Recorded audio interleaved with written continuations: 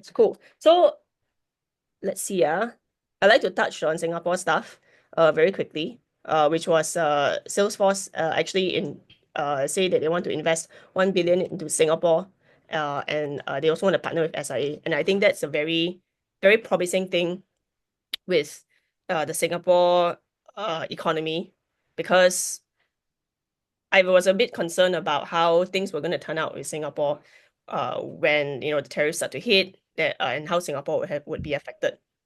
So this one is actually quite promising, because I wasn't sure whether US would still invest in Singapore or not, or they would really just bring all their business back to US instead. So Salesforce, that one's promising. Any thoughts on that, everybody?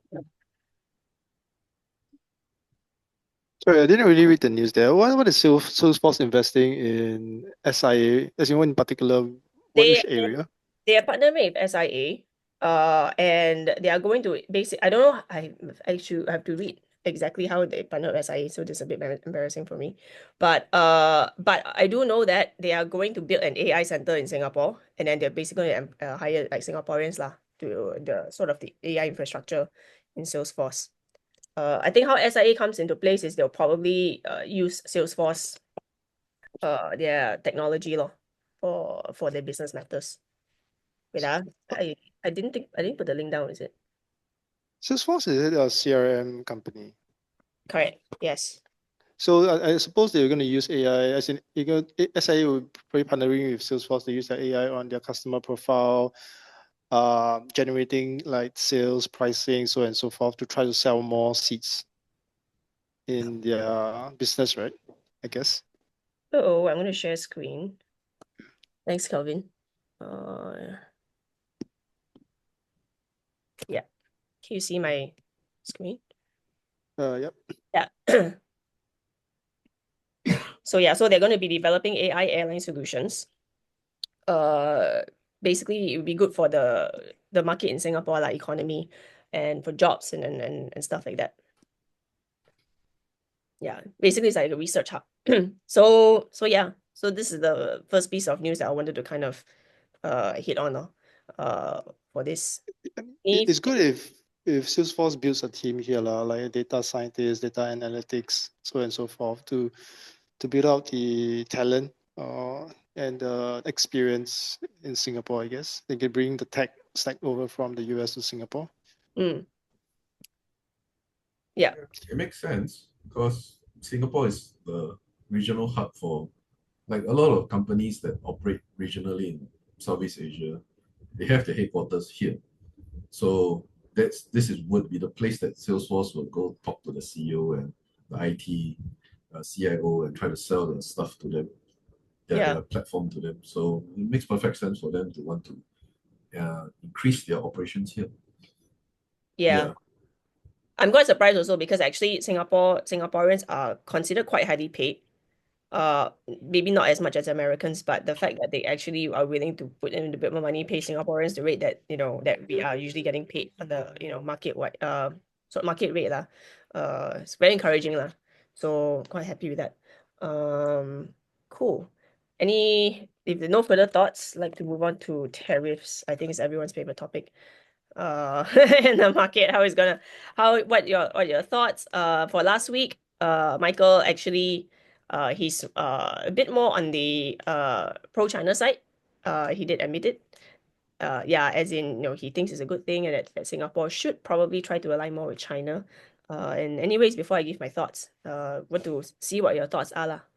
There's no right or wrong in this actually, because everything's open in the air, everything's very uncertain, even on the US side, even while they're introducing tariffs. So yeah. I think the tariffs won't affect Singapore at all, really, because we are not a producer. We are like the US, we are more of a consumer of products, unless they start tariffing services, which is what Singapore mostly exports. We export our services, we export our expertise, our human capital is our main thing. So it doesn't really affect us. So the tariffs only affect the countries that actually make things, like China, like India, like Vietnam, Thailand, and so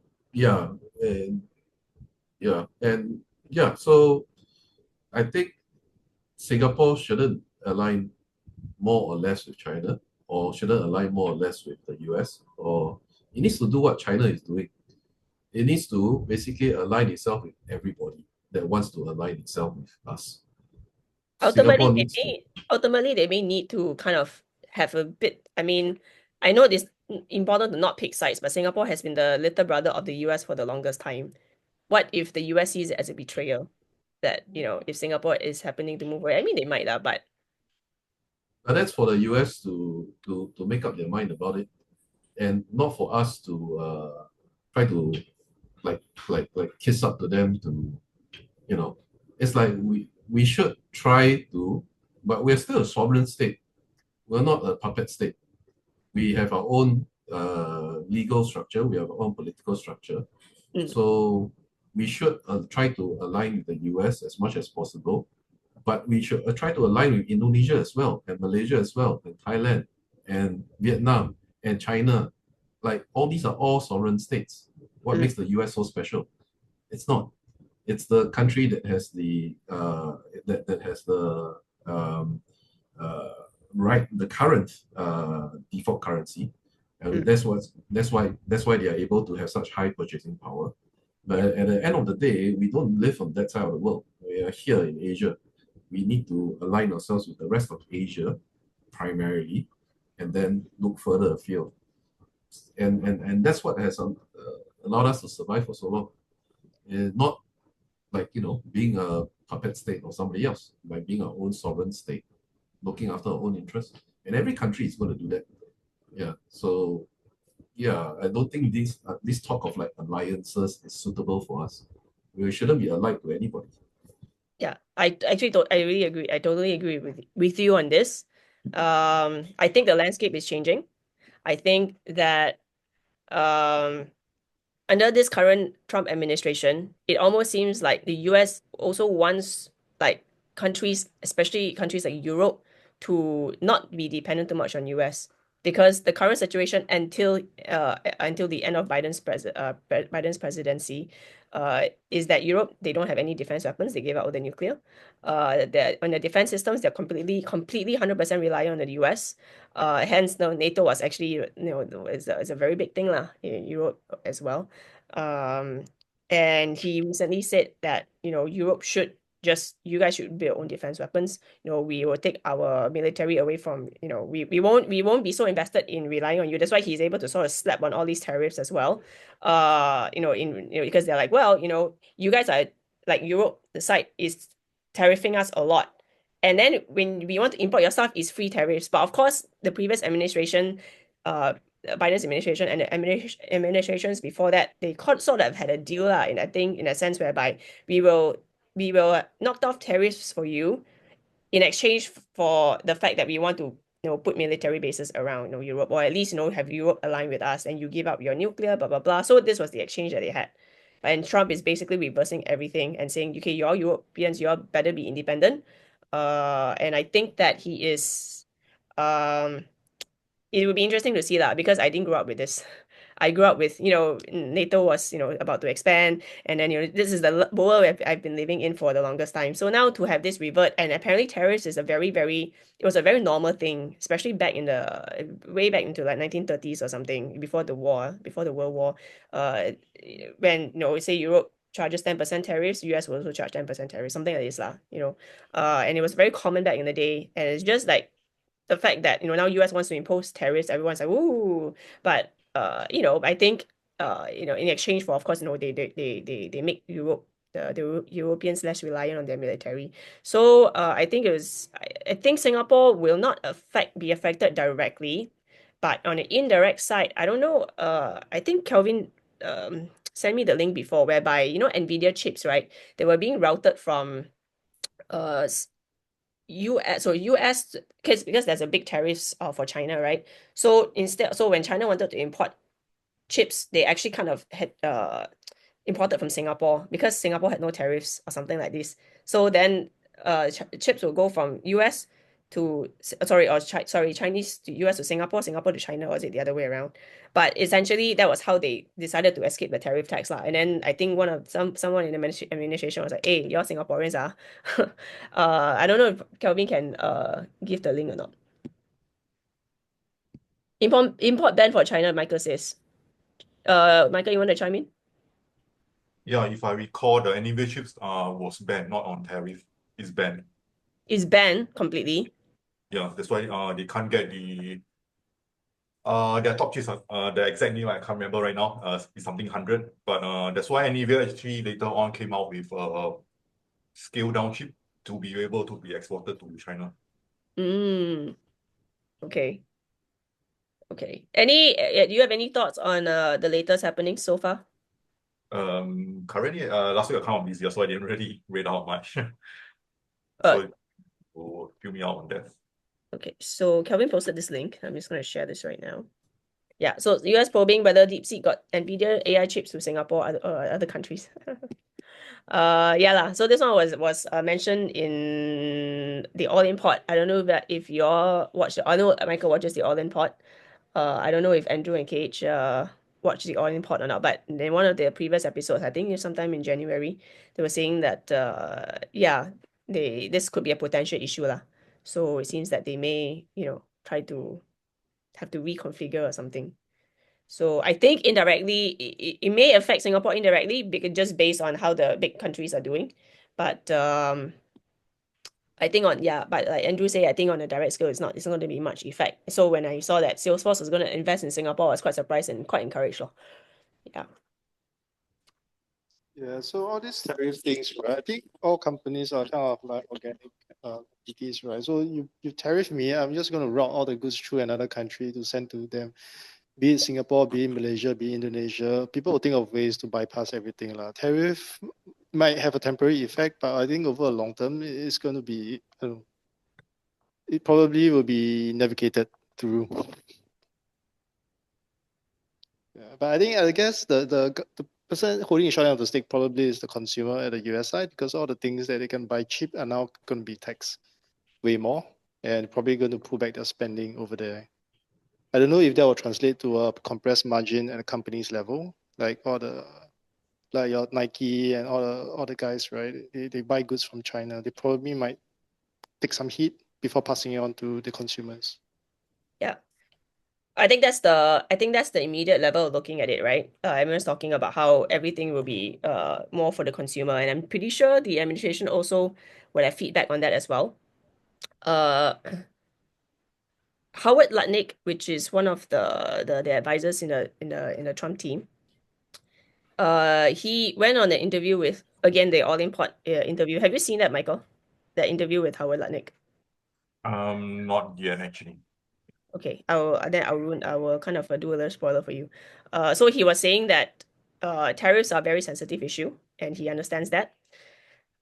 He said that tariff is one way is a bargaining. I think he said it's a bargaining chip, but also more importantly, we can't just tariff everything. We have to pick and choose. So, for example, let's say the US cannot make mangoes. Okay, and mangoes are it's sort of a food lah, even though it's not a staple food, but it's still a food. So he said that if we can't even produce mangoes in the US, then there is no point tariffing items like mangoes. It's the things that we can actually produce in the US, he said. The things that can actually be produced in the US, and then these companies decide to produce it somewhere else, those are the stuff that needs to be tariffed. So he said that there's a lot of work to be done in terms of the tariff situation. But it seems to me that they may be taking steps on the types of consumer goods that needs to be tariffed or not tariffed. Right now, it seems like a blanket tariff, 25% tariffs on everything, or 10% tariffs on everything. And I'm not sure how that's going to affect the consumer. So I think that's I think to think about to really understand what they are doing and what they are going to do, you need to understand why they are doing this. Okay, let me try and be a bit concise about this. Sure. So they are basically moving. The US has basically switched strategies. They are moving from a political focus to a commercial focus. Previously, when they were funding NATO and they're funding all these World Health Organization, all the different international organizations like UN, etc., what they are doing is they are buying political capital. What happens when you give free security to Europe? We see exactly what happens. If you give free security to Europe stops paying for their own security. So all of their weapons, most of their weapons anyway, Europe still has a small weapon industry, but most of their weapons comes from the US. So when it comes to international political decisions, like should we want to invade this country, do we want to tariff, or do we want to sanction the other country, they have to follow the US lead because all their security is tied to the US. They become puppet states. This is what happens when you give free stuff. Like there was a company that gave free shoes to Africa every time you buy one shoe, right? What happens? The shoes go in, the entire shoe industry in that African state got destroyed. All the people that sold shoes all went bankrupt, right? Same thing is happening. Same thing happened to Europe. All their weapon industries were basically destroyed. Like not after Russia tried to was invaded Ukraine, then Europe tried to build weapons and they said, oh, we're going to put billions of dollars, we're going to have 500 a million shells. As much money as they put on it, they don't have people there left or industrial base to actually build the thing. So they failed in every single aspect. They couldn't provide enough material, enough weapons, etc. because their industrial base for weapons manufacturing has been hollowed out because of the decades of payment by the US, right? So that's the US's way of establishing political dominance by giving you free money so that your own industry is hollowed out. The same thing is happening to the US on a commercial basis. US is buying cheap goods from China, so their industrial base for commercial goods has been hollowed out because China is giving them free stuff. So now the US has decided, the voting people anyway have decided they no longer want to be a political leader. They don't want to be the hegemon. They want to save their country commercially. So they voted in Trump, and that's what they're doing now. So all these tariffs and whatnot is a strategy to get their industry that has been hollowed out overseas, right? To block all the free things coming in from China, to block all the cheap things coming in from everywhere else. Just like, so that once they do this block, the idea is that the industry will be set up in the US.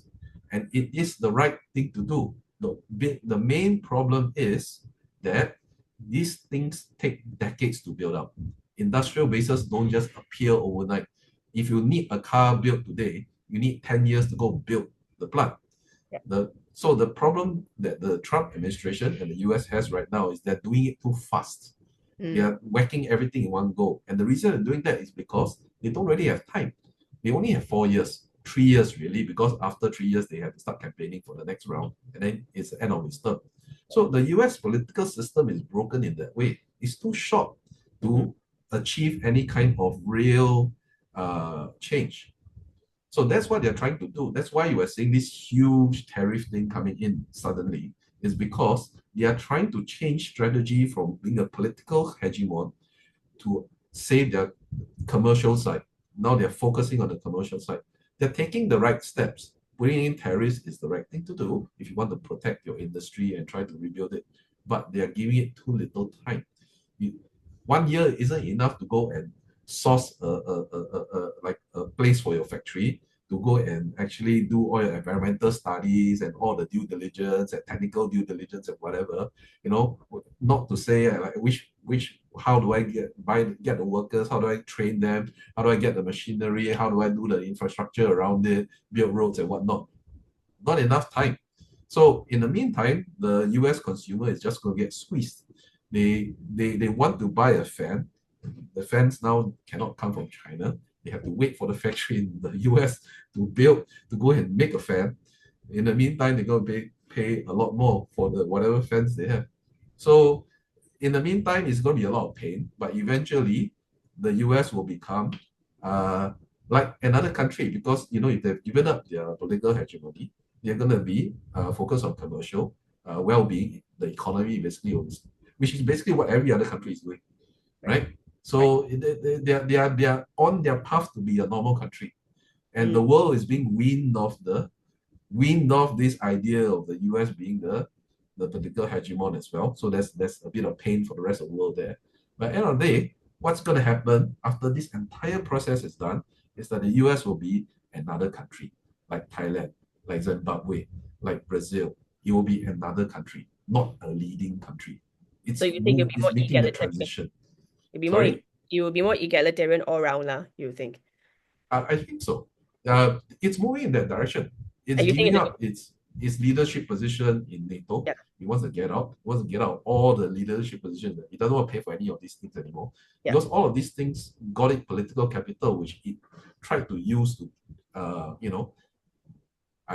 won't say what it's trying to do, but yeah. But now it's it's given up on the ambition. Maybe in 4 years, they switch back again. We will see. But for now, if they keep voting in the Republicans, I think that's what they're going to do. Focus on business. Focus on being. Trump says that he's open to a third term. I don't think he's allowed to, but No, yeah, he's we'll not see. allowed. But I mean, he says he knows he's not allowed, but then he is saying that, well, if the voters want, we will see how it goes. But no, I completely agree with you on that. I'm definitely on this side as well. In terms of how prices are a bit higher, they are also trying to sort of offset it lah for the citizens by saying no tax. Okay, no tax on tips, no tax on social security. But the latest one is no tax for those making $150,000 per year and less.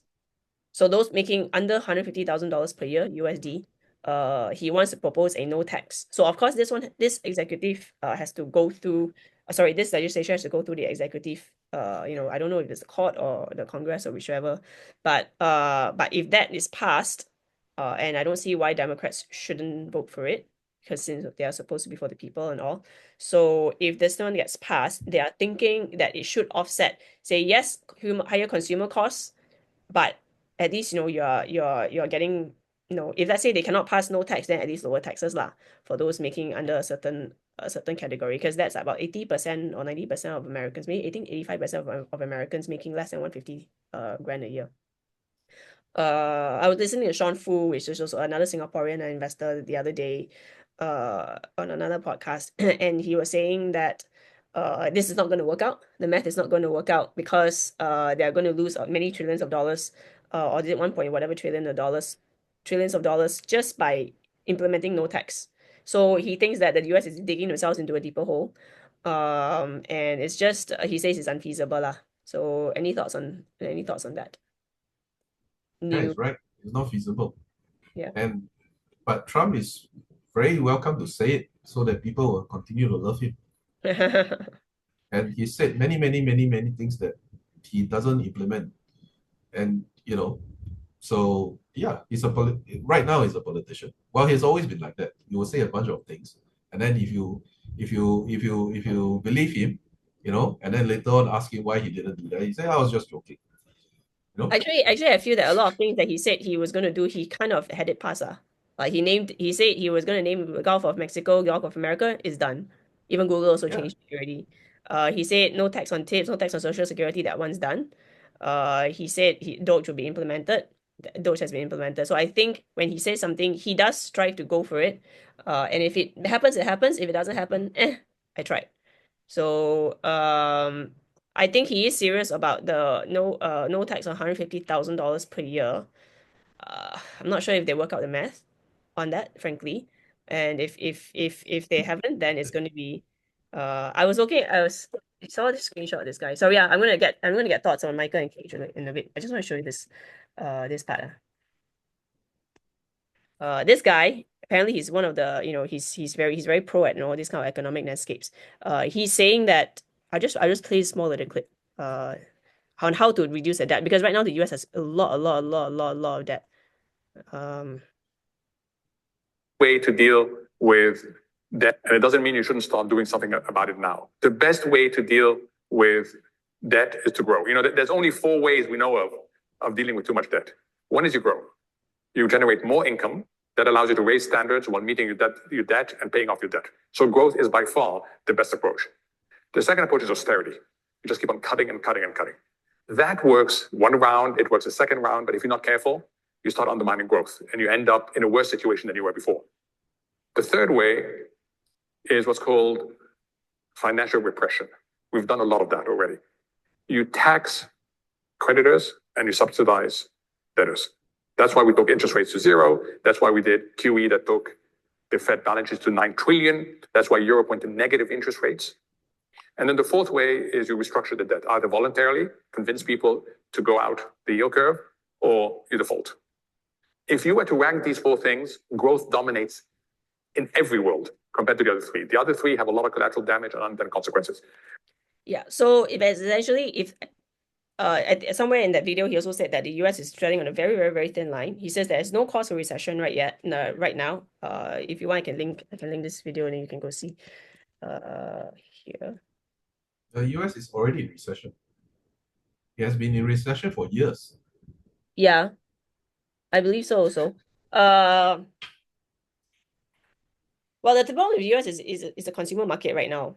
So they have to, revert that, because as a consumer, I'm still trying to work out the logistics in my head and how that makes sense. Because from my understanding is when they supply more dollars, it weakens the USD, but then it strengthens the the global dominance, being a consumer. If they become the exporter of goods instead, then they also, in a sense, it weakens the dollar. So I'm still trying to piece the pieces together, because I don't have like a guru or a mentor to explain all these terms to me. I'm just like watching as many podcasts as possible and then trying to make sense of everything. So and who knows, maybe some of the advice that I'm getting from different people here and there may be a bit faulty also. But I think the underlying note is that they want to weaken the US dollar. They want to be they want to export more of their stuff, basically bring jobs back in America. However, they are in a very, very serious debt. And in order to pay off for the debt, they have to look for very, very creative ways to do that. But they also cannot cut too much, because they're also doing a lot of cutting. And the fact that there was a lot of waste in the government means that inflate. It means the stocks can go up lah. It means they can, how to say, stock markets will go up. The economy is getting better because there's a lot of spending. As long as there's spending, you create a kind of a GDP, whether is it real or is it a false GDP. It still creates some kind of the stock market go up because there's more dollars in the market. So now they're trying to pull back the dollars from the market, and that's where things may start crashing. And so they're trying to thread a very, very fine line. So he's saying that the US I think the US it's either him or the other guy who is saying that they have to really balance it very, very well, where they need to cut all the waste because it's necessary to cut all the waste, but at the same time also accelerate growth. So yeah, the Trump administration, if they want to do things right, if they can get it right, it's a very tough thing to do lah. Okay, any thoughts on that? Getting thoughts from KH or Michael on that.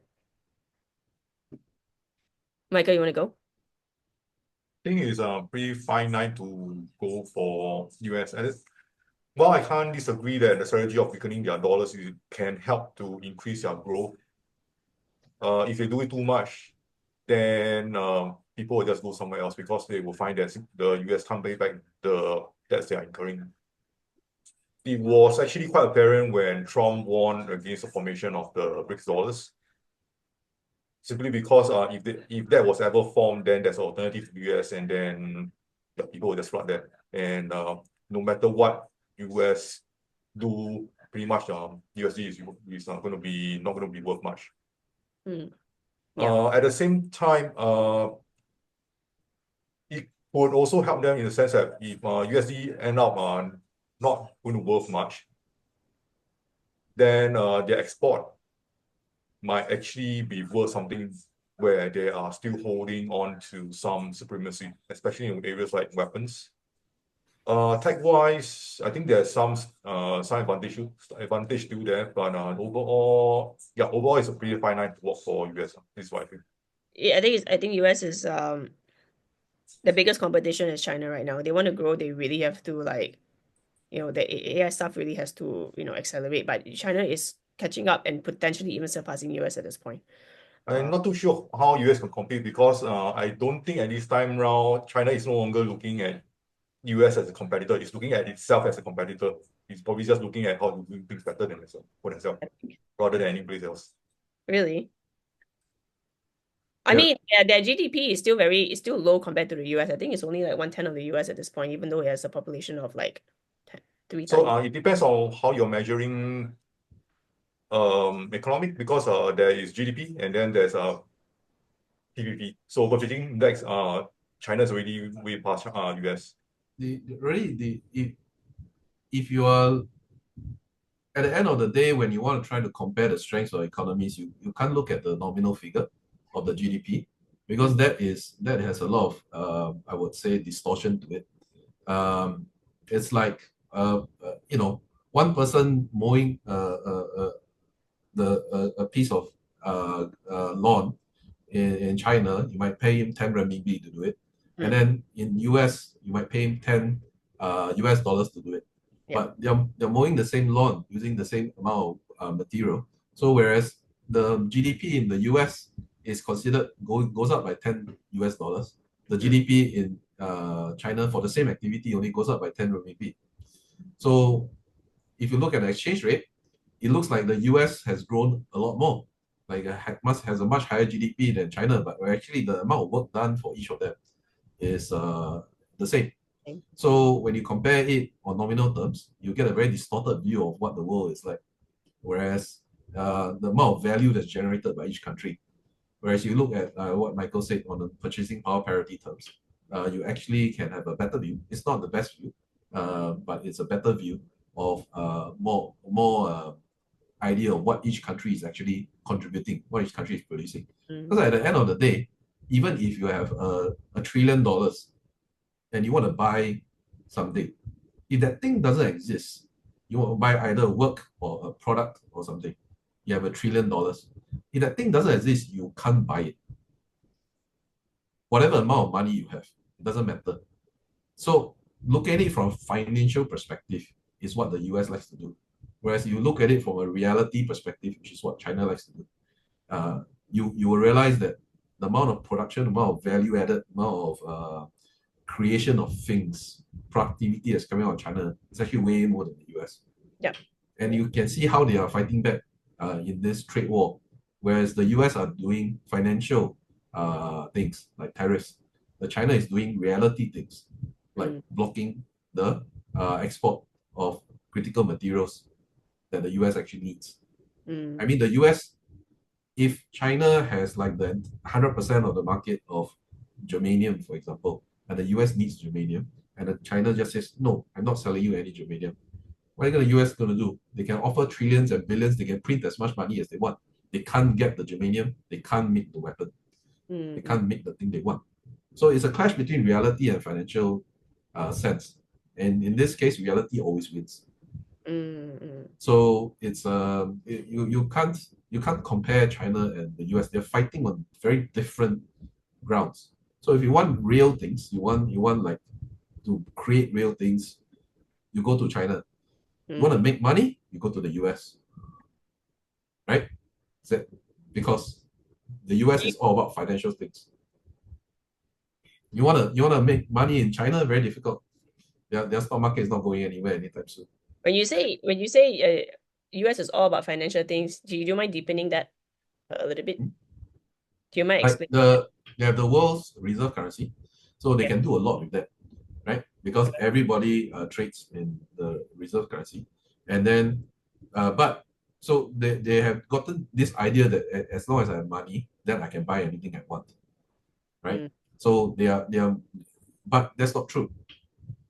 Whereas when China, even though it doesn't have a ton of money, like financial money, it has all the things, or rather it has all the refining capacity for the things that you need to build, like your phone, your plane, your all the things that you use in life, your monitor, your PC, all of these things, they all need things that you dig up from the ground, that you refine, that you then machine, that you put into a thing that you can use.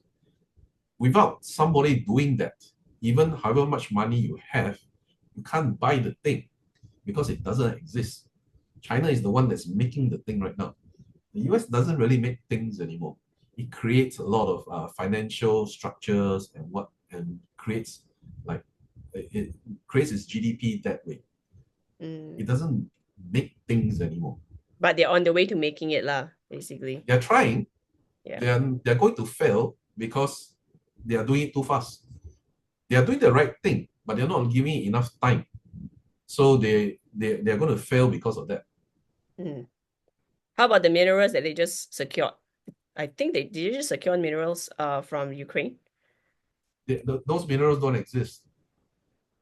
Their secure of minerals from Ukraine is based off a Ukrainian self-generated report of what materials there is on the ground. Those minerals don't exist. When you look at independent studies of the actual minerals available in Ukraine, it's next to nothing. And even if it's there, for you to go dig up the minerals from the ground, you need years of studies. Where is it? You need to go and find it first.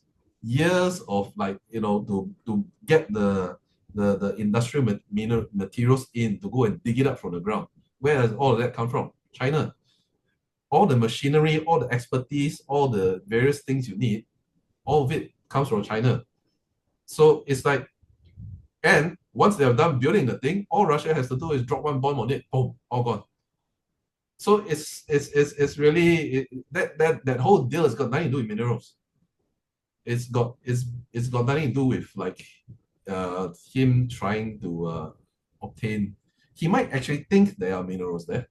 If they got, I mean, they've been cheated by the Ukrainians so many times. So you think that the US just got cheated by the Ukrainians? No. Because of minerals? Of course not. What did they pay for those minerals? Nothing. Zero. They got a piece of paper saying, I will pay you nothing. You are giving me the materials, the minerals for the help I have already given you. They are paying zero for it. They're not cheated. They got nothing for nothing. It's a nothing deal. There's nothing happening there. If you have actually worked on this kind of commercial contracts, it doesn't happen like that. You actually have to sit down with like a team of lawyers, and you actually have to argue for like months on all the details and line by line, you go line by line and what. It doesn't happen like that. This is just all for show. Nothing is going to happen. So what's the point of this deal then? Just to stop the war, you think? It's a way for him to control the Zelensky government, basically. It's a tool for him to basically show him that so he's got a piece of paper that says the minerals are mine. Now he wants another piece of paper to say that all the power plants are mine. Every time Zelensky goes to him and says, I want to help you to protect this thing, Trump just says, okay, you give it to me, then you'll be protected. Right? He's gonna keep going. What do you think that this showing off is for? Is it why do you think that? Why is he doing this? Why is he trying to show off? What is it for? Like, what is the bigger purpose behind it? No, it's not trying to show off. So now he has a piece of paper that kind of says that, he has half the minerals, right? But it hasn't been okay. So what they have is what you call a I forget the word. Memorandum of understanding. Okay. They haven't actually got to the commercial agreements yet. Sorry, you said that it's a way for him to control the Zelensky government. Like, what do you think the bigger purpose is to control the Zelensky government? Like, what advantage is that? If Ukraine doesn't have anything to offer the US, he's playing him. That's what it is. That's all it is. Why? He doesn't want to give him any more money. It's a way for him to show that to his own people that, yeah, I'm helping out and I'm actually getting something from the US. It's all political. Just like that renaming of the Gulf of Mexico to Gulf of America. What does it do? Nothing. Absolutely no effect on anything in reality. But he can go back to his people, his supporters, and say, I have done something. I have got this Gulf to be renamed America, and everybody will cheer him on. It's free political capital. In this case, it's the same thing. Oh, yeah, it seems like he has helped, but he's done nothing. It's all wishy-washy things. Nothing that you can put your finger on to say, okay, I'm going to get this 100 tons of whatever it is, germanium or whatever, or uranium, and this is going to be in the US port by this date. None of that. None of that has been discussed. None of that has been planned out. None of the logistics, none of the planning, none of the industrial orders for machinery or people. Nobody's looking into doing any of that. There's nobody that's been said that you go and build a mine in Ukraine. Zero. None of that has happened. And none of that will happen. This is all fluff for people that believe all these things. If you actually worked on an industrial plant before, you'll know that all this is fluff. But people who don't work in an industrial things before, they don't know. They think that, oh yeah, okay, now we are going to get minerals from Ukraine. How? Right. You need to send a guy physically go there and dig it out. Before it even starts, there's a missile on his head. So what do you think? So in closing, what do you think the future is going to be for the US and for China? Let's take two countries. China is in a very good position because they have already diversified most of their trade. If you look at the imports from the US, China exports from China to US, the entire thing, the whole value is only 3% of their GDP. 3%. And they grew by 5% last year. So even if they just cut out the US, they will not even go into recession. They will actually still grow. And you can't cut it off. It's kind of showing right now, right? Like the US stocks are plummeted, but China stocks are kind of staying stable. Nothing to do with stocks. Stock prices got nothing to do with all of this. Yeah. Okay. Stock prices go up when money goes up. The amount of money goes up. Stock prices got nothing to do with any of these things. Basically, when there's money and people want to put money in the US stock market, the stock market will go up. So if the US prints more money, the stock market will go up. When the US slowly lets all the loan gets repaid and doesn't create more money, no more money generation, then the stock market will go down. Simple. Yeah. So all of this has no effect on the stock market. So a lot of people are saying that, that they're saying, oh, US prices have gone, US stocks have crashed, but then the Chinese stock market is, staying the same or staying the same. There's no impact. So they're using that to tally up. It's all speculation. So if you believe the speculation and you put your money in, then you'll affect the stock price. So it's a question of how much people believe in the speculative talk. And if everybody believes that China's stock market will go up, China's stock market will go up. It's a self-fulfilling prophecy. So you think that China is in a very good position to continue to advance, whereas the US will need to start to dig, well, they're starting to dig themselves out of the hole. How are you going to stop China? Yeah, they have all the stuff. You can't physically stop them. You can't financially stop them because they don't depend on you. How are you going to stop them? What they have is not, they have all the stuff and they have all the people that can operate the stuff and make the stuff and dig it out of the ground and create things and create new stuff. So at the end of the day, what does the US have to prevent them? They are trying everything in the book, right? They're trying all the things that they're trying to hurt China without hurting themselves, but everything they try, they hurt themselves. You can see it happening. They put tariffs, they got blocked for this material, they do this, they get blocked. They stopped. I mean, look at their whole solar thing, right? They put like a huge tariff on solar. And then 3 years later, their entire solar industry has collapsed as China has become the world leader in solar. So by blocking themselves off, by what the US is doing, like they think that they are the world's largest market. So when they block themselves off, they think that they will suffer. But that only works with small countries like Cuba, like North Korea, like Iran, because they cannot survive by themselves. They need an international market to improve. China is literally an international market by itself. China is huge. China is like the size of a continent. The country itself is gigantic. It's the country with around now second most people in the world, and it's got a huge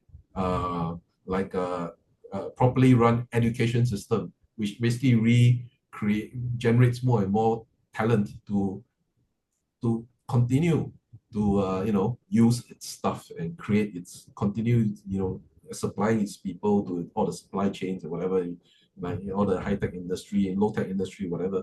So there's no way for you to stop them short of you invading them or throwing a few nukes at them. There's no way for you to stop China. And right now you can't even throw a few nukes at them because they nuke you back. Right? So there's nothing to, they are not even like last time. There were people who say, oh, if you stop their food, they'll starve. But China, even though it's the world's largest food importer, it's the world's third largest food exporter. They just import other foods that they don't make and they export foods that do that, right? So it's like they've already kind of covered all their bases. You can't really. So if you really have to pick a side to choose, and I'm not saying you should, I think Singapore should still, try to be friends with everybody. That's the only way we will survive. But you really have to pick a side to choose. You go with China because they are the ones that have all the bases covered. What does the US have? They have a military. Yep. And once they default on all their debts, they can't afford to pay their military. What will happen to it? You will go away. You'll be a rusting husk of steel sitting in the harbor somewhere, their aircraft carriers, because there'll be nobody in them to operate them. So your sentiment pretty much aligns with Michael. Michael, do you want to close us off with your thoughts? So, wow. That was a really great insight though. Yeah. So thanks so much for that. So I think over the medium term, I do think that China should be in a pretty good position.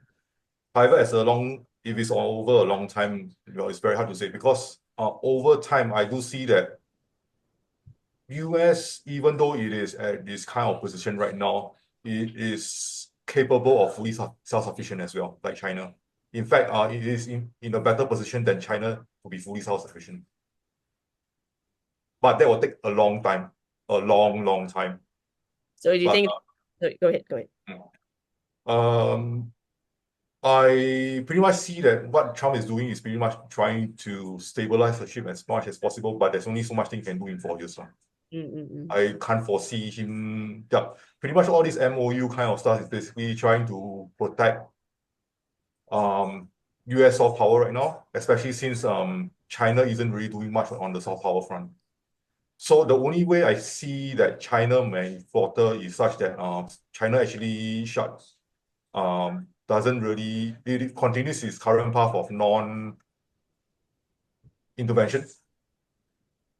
By being non-intervention, that would mean that it doesn't really matter where its country that is engaging is really doing. And that might lead to a point where US, there's a chance for them to counter in the sense that US can help the people in those countries to, say, overthrow the government if that is what the population want. Because China will not do that, US will.